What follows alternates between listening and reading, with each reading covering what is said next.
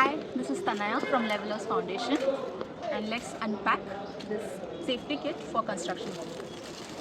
So first and foremost, we have the safety gear, which includes one helmet and a safety jacket. We also have a pair of gloves. Next we have some winter essentials, which include a shawl, some winter gloves, one napkin, and a pair of socks. And for medical essentials, we have a honey plus syrup, one Vicks vaporizer, and obviously one balm for pain relief. Next we have the ration, so 5 kgs of rice, a good quality rice, one bottle,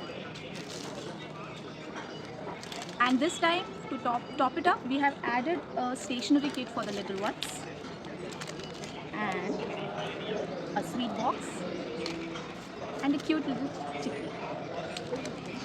So overall, pretty much this was the kit, and this is our bag. You can see the logo. So thank you. Signing off. Bye bye.